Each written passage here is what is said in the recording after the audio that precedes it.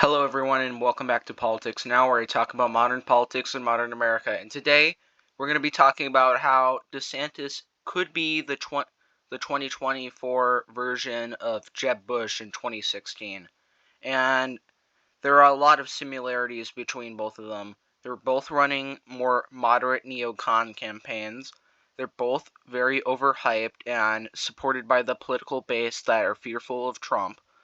And they are really have no chances of winning and are sort of overhyped and only seen as the alternative to a very popular Trump. And DeSantis even has a worse chance than Trump. And they both have recognition, but DeSantis doesn't have as good of recognition. Trump still has well advantage over him. He's still beating him by around 30 points, and even Jeb Bush was still within 5 points of him, and sometimes he was overtaking him. So, yeah, but the polls were kind of wrong, but for these polls, I don't think they're 30 points wrong, because uh error like that would be pretty insane, considering how pretty much every single poll is plus 30, plus 30, plus 30, plus 30, and unless all of these polls are wrong, which, I mean, in a very slim margin they could be, but I personally don't really think that many polls can get wrong. And if that happens, then DeSantis is looking in for a rough run and a rough primary to somehow edge out a victory, which, I mean, looking at these polls, it's looking worse by the day. He was up very close to Trump. He was getting Jeb Bush margins during the election, and then now with the indictment, it just keeps bouncing off, and he's losing more and more support. And all these other candidates down here are eating away his possible electoral base, and yeah, he's not doing well. Jeb Bush was overhyped, just an extension of the neocon sort of campaign from the 2000s that people got tired of. And DeSantis really is seen by a lot of people as the exact same thing. He's an extension of Republican ideals in the 2000s, where we follow the George Bush type of presidency, where neocons are very well supported. We have the rhinos, and I don't think that it's very popular now. It wasn't very popular back then, and it certainly isn't as popular now, because the neocons are losing more and more support in the Republican Party as it becomes more and more traditionally conservative. And I just don't see why you would go with this tactic, especially since, as we know, Jeb Bush lost the primary by a pretty bad majority, considering how he was the favorable among most of the polls. And yeah, he just got completely swept during the primary, and trying it again with an incumbent president who's popular within your party, and using old ideas that didn't work after George Bush completely destroyed them. And I just don't see him winning with this kind of message of let's return back to neocon George Bush era politics. And yeah, it's just not going to win. His recognition, he doesn't have the name to carry him over. Jeb Bush had that, and he still lost. DeSantis really has Florida and his governorship in Florida, but most people will say that he's a good governor, but he won't be a good president, so they're not going to vote for him for president. And if you see his voting record of when he was in the House, it just isn't looking good for what he would do in the federal government, and people rightfully have concerns about what he would do in a federal political climate. And honestly, running this Jeb Bush campaign in 2024 is just not going to do any good.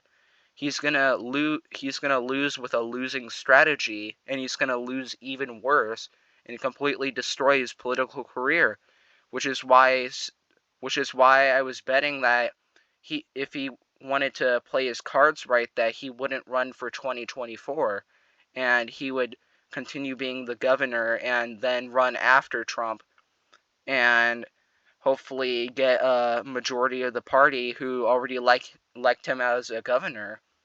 And just jumping the gun too early just completely destroyed any chances of him being president, because unless he gets half of Trump's base, then I can't see him winning.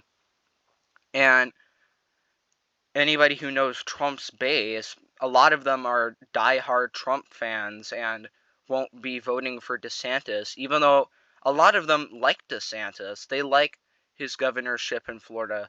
They just don't want him to be president because they like Trump more, and they think that he can wait his turn, or he won't be a good president, but he'll be a good governor, which is kind of the problem. A lot of people think he's a good governor, but won't be a good president, want him to wait and support Trump, or they don't like the fact that he's more so turning to his fundraising neocons, and he's getting endorsed by all of these rhinos and neocons who see DeSantis as sort of a vehicle for them to regain power within the Republican Party, and I just don't see that working out for him, because a lot of the Republican base, they've grown a disdain for neocons because it kind of got tainted after George Bush ran that thing into the ground, and now it's associated with the war on terror,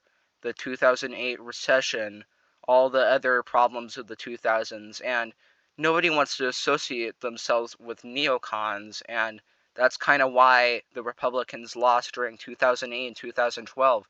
They ran rhino neocon campaigns because they weren't self-aware that nobody actually wanted to vote for a neocon. They don't turn out the Republican base because the Republican base doesn't like neocons anymore. And running a campaign where you're a neocon in 2024, people are sick and tired of it. They were sick and tired of it before, but now they're even more sick and tired of it because they've gone from just expecting it and not voting for it to being actively disgusted by it, because they now see a Republican Party that could turn toward a more traditionally conservative angle. And I just don't see it working out for DeSantis and all these other people who are basically running the same campaign of, I'm a neocon, I hate Trump, let's just go against Trump. And there's just not a lot of people who would vote for neocons. There's obviously some people who are the never Trumpers, kind of like the neocons, but yeah, there's just not that many as there were before. If this was the 2000s, I think DeSantis would have a fair shot of winning, because neocons were still not tainted. They were more so associated with Ronald Reagan than George Bush. So, yeah, if he continues running this sort of middling rhino neocon sort of base and campaign along with all these other candidates, none of them are going to get near the majority to even overtake Trump, let alone beat him. So, yeah, you're just handing Trump the medal for the primary, and you're just giving him the dub. And honestly, it's not working out for him. You're just going to need to either rework your campaign or drop out of the race. And a lot of these people don't want to rework their campaign because they like the neocon ideology. They like it. They like the party to go back to the more so 2000s style of politics. And honestly, a lot of them, they just have supporters who are funding them that are neocons, and they like that kind of Republican ideal. And they can't really change their campaign because then they lose the funding, because then they lose their funders because they basically betrayed them. So that's the problem with DeSantis. He could probably run a more conservative campaign, but since he's funded by so many rhinos and neocons, he's even funded by Jeb Bush, I just don't think that he can really turn his campaign around, because then he's essentially flipping off every single thunder that he's gotten. So, yeah, it's going to be a really tough time for him. And honestly, I can see the similarities with Jeb Bush, and he's going to fall to the same fate as him if he doesn't turn it around. And yeah, what do you think? Do you think that he's the next Jeb Bush? Make sure to leave it in the comments below, and I'll see you guys next time. Bye.